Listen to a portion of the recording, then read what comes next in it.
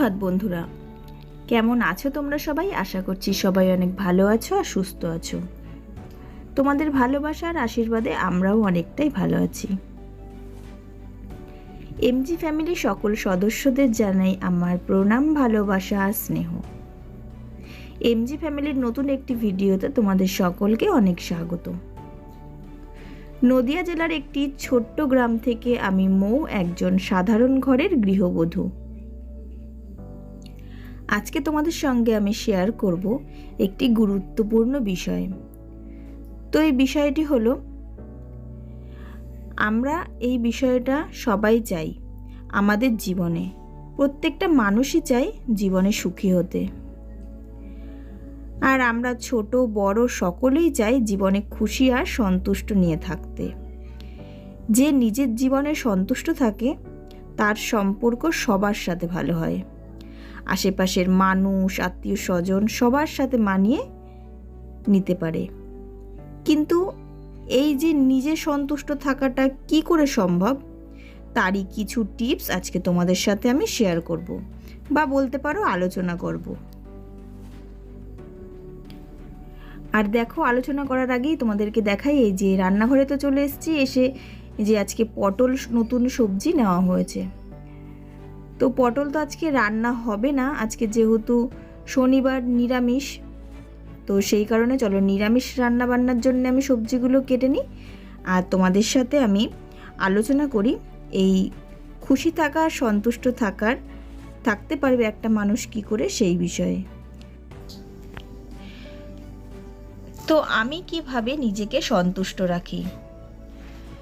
সবার আগেই বলি যে সবার স্যাটিসফ্যাকশন বা সন্তুষ্টি কিন্তু এক রকমের হয় না, কারণ এটা সম্পূর্ণ নির্ভর করে যার যার চাহিদার উপর।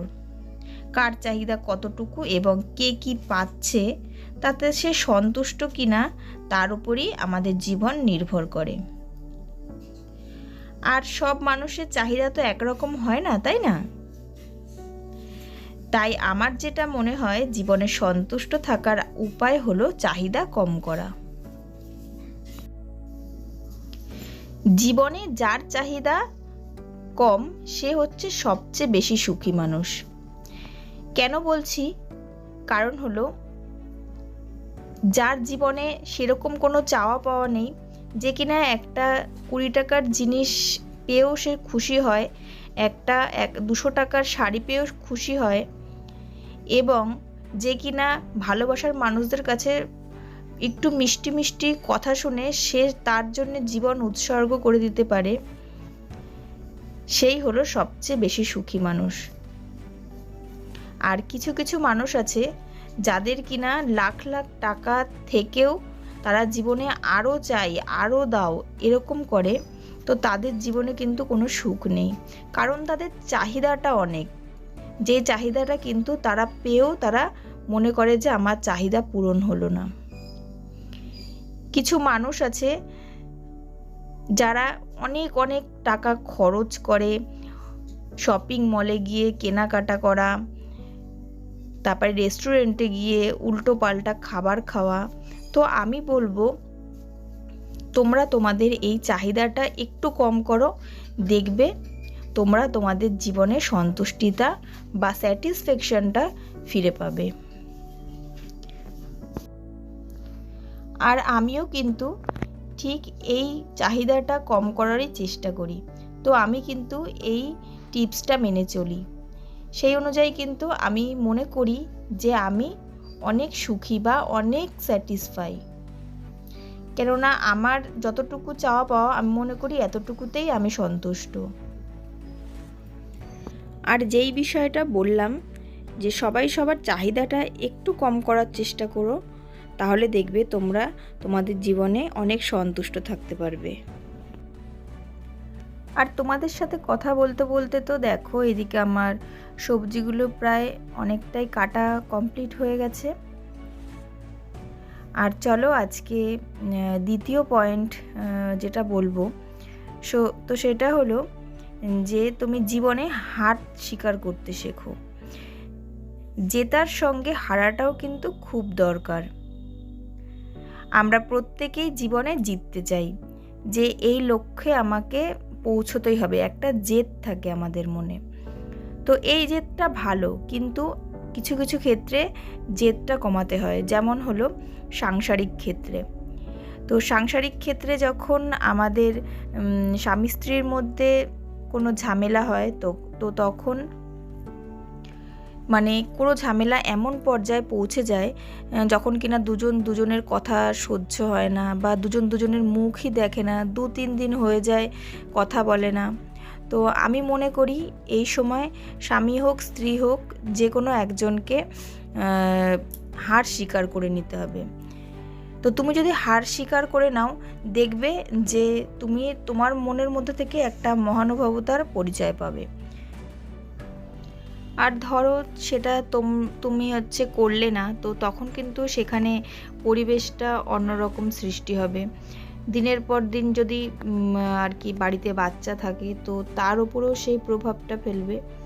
তো আমি মনে করি মা হোক বাবা হোক, দুজনের মধ্যে যে কোনো একজনকে অন্ততপক্ষে বাচ্চার মুখের দিকে তাকিয়ে নিজের হারটা স্বীকার করে নিতে হবে, যাতে নিজেদের সংসারের ঝামেলা নিজের বাচ্চার ওপরে না পড়ে। তো এই কারণেই বলবো যে কিছু কিছু ক্ষেত্রে কিন্তু হার স্বীকার করে নিলেও মনে হবে ভেতর থেকে যে না, হার স্বীকার করেও আমি আজকে জিতে গেছি। আর দেখো এদিকে মনার খাবার তৈরি করার জন্য তো এই যে মুসুরির ডালটা নিয়ে নিয়েছি, আর দেখো সবজি টবজি দিয়ে একেবারে কেটে রেখে দিলাম। কি হয়েছে কি হয়েছে কি কি অন্যায় করেছো তুমি? হ্যাঁ হ্যাঁ, এই যে তোমার কত খেলনা, এই দেখো কত খেলনা। কি করেছো? ওই সব ওপরে তুলে রেখেছিস? ফিনাইল মেলে দিয়েছিল অর্ধেক বোতল। ই বাবা, তুই এত দুষ্টু কেন? এই ওকে আমি এমনি সিট কিনে দিয়ে রাখিছি। দেখি সব যে আসার বেরিয়েছে। কইছে দুনুচি? এই দেখো দুনুচি। ই রাম, ওই দেখ ওর জন্য তো সিট কিনে রেখেছি। ওই দেখ দরজা খোলা পেয়েছে। দেখবা, এই দেখো কি এগুলো? লবণ, দেখি ওই দেখো লবণ ওর মধ্যে ঢুকে রেখেছে। এই মেয়ের কি করব এই মেয়ের? হ্যাঁ, বেঁধে রাখবো? চটিটা কেউ হাতে পড়ে না, পায়ে পড়তে হয়। পায়ে পড়। ওই দেখ ছাড়। আর বন্ধুরা, তোমরা তো দেখলেই যে আমার মনা কতটা দুষ্টু হয়েছে। তো এইভাবে কিন্তু সারাটা দিন ও দুষ্টুমি করে, আর আমরা এইভাবেই ওকে সবসময় সামলে রাখি। তো যাই হোক, তো এবার চলো বলি 3 নম্বর পয়েন্ট। তো সেটা হলো যে নিজেকে কখনো কিন্তু অন্যের সাথে তুলনা করবে না। নিজেকে কখনো অন্যের থেকে ছোটও ভাববে না, আবার কখনো মনে করবে না যে তুমি সব জানতা বা পণ্ডিত ব্যক্তি। এসব হিসাবেও কারোর কাছে প্রদর্শন করার কোনো দরকার নেই। আর দেখো কাজগুলো সারতে তো প্রায় অনেকটাই বেলা হয়ে গেছে। তো সেই কারণে এখন চলো মনাকে স্নান করিয়ে দেবো। আর যেই কথাটা বলছিলাম, তো সেটা হলো যে কারোর সামনে তো মহৎ ব্যক্তি বলে পরিচয় দেওয়ার তোমার কোনো দরকার নেই। তো তোমরা বলতে পারো যে যদিও বা আজকে আমি এই ধরনের কথাগুলো বলছি, তার মানে কিন্তু এটা প্রমাণ হচ্ছে না যে আমি বিশাল কিছু জানি। আসলে এই জিনিসগুলো আমি ফিল করেছি, আর আমার বিগত কিছু অভিজ্ঞতা থেকে আমার এক্সপিরিয়েন্স হয়েছে। তার ফলেই কিন্তু আমি আজকে এইগুলো তোমাদের সাথে শেয়ার করছি। নিজেকে অন্যের সাথে তুলনা করে কখনোই কিন্তু সুখী হওয়া যায় না। তো কেন বলছি, যে আজ তুমি তোমার বাড়ির কাছে এমন একজনকে দেখলে যে একটা নতুন গাড়ি কিনেছে, নতুন একটা বাড়ি করেছে, তো সেটা দেখে হয়তো তোমার মনে হচ্ছে যে ইস, আজকে যদি আমার এরকম একটা হতো। তো এই মনোভাবনাটা কখনোই মনের মধ্যে এনো না। তোমার যতটুকু ভগবান দিয়েছে, তোমার যতটুকু আছে, তুমি ততটুকুতেই সন্তুষ্ট থাকো। আর সবার আগে এটা মনে করো যে রাস্তার ফুটপাথে তো কত মানুষ রয়েছে, ফুটপাথে ত্রিপল টানিয়ে বা খোলা আকাশের নিচে জীবন কাটাচ্ছে। তো তারা যদি ওইভাবে জীবন কাটাতে পারে, তাহলে তুমি এত কিছু পেয়েও কেন তুমি সুখী হতে পারবে না? তো সেই কারণে যার অনেক আছে তার সঙ্গে কখনোই নিজেকে তুলনা করো না। ভগবান তোমাকে যতটুকু দিয়েছে তুমি ততটুকুতেই সন্তুষ্ট থাকো। আর এই জিনিসটা কিন্তু আমি সবসময় মনে করি।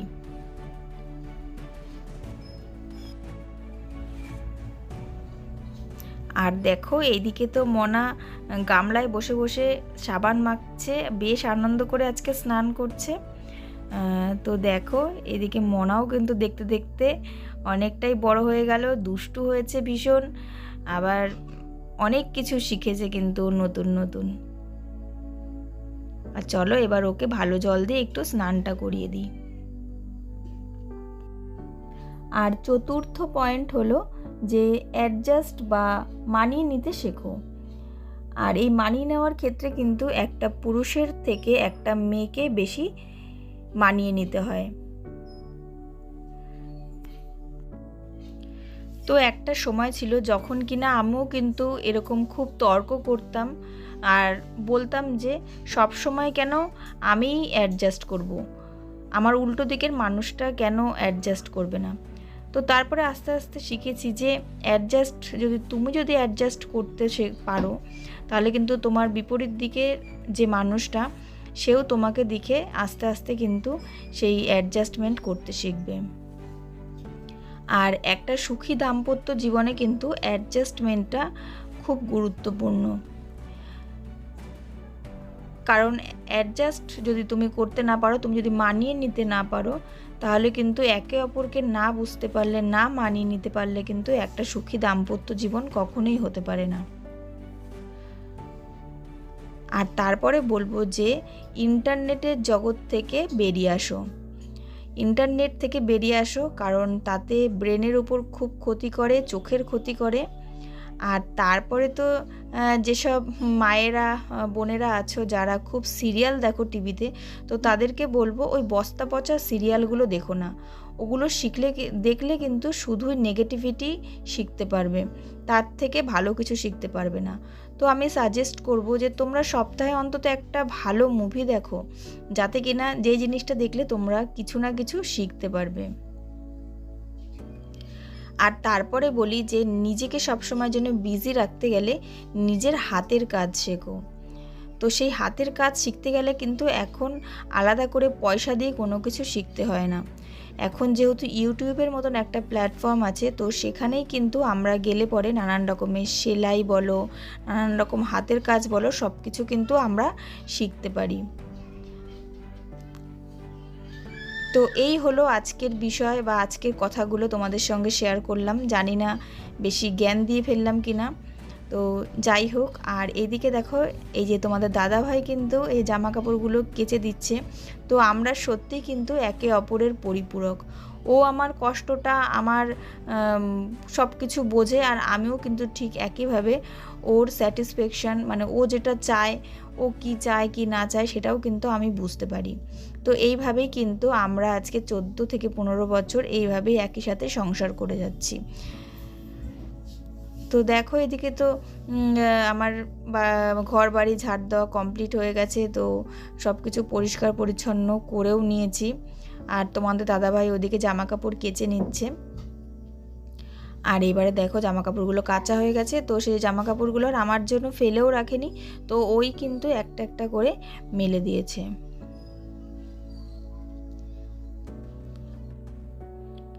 ভিডিওটা তাহলে আজকে এতটুকুই রাখছি। তো ভিডিওটা যদি তোমাদের ভালো লাগে অবশ্যই কিন্তু লাইক কমেন্ট করো, আর চাইলে তোমরা ভিডিওটা শেয়ারও করতে পারো। আর যারা আজকে ভিডিওটা নতুন দেখছো, তো তাদেরকে বলবো তোমরা অবশ্যই চ্যানেলটা সাবস্ক্রাইব করে দিও। আর যারা চ্যানেলটা অলরেডি সাবস্ক্রাইব করে ফেলেছো তাদেরকে তো অনেক ধন্যবাদ। তো দেখা হবে তোমাদের সঙ্গে নতুন কোনো ভ্লগ নিয়ে। ততক্ষণের জন্য সকলে ভালো থেকো, সুস্থ থেকো, আর সকলকে ভালো রেখো। চলো বন্ধুরা, টাটা, দেখা হবে নেক্সট কোনো ব্লগে।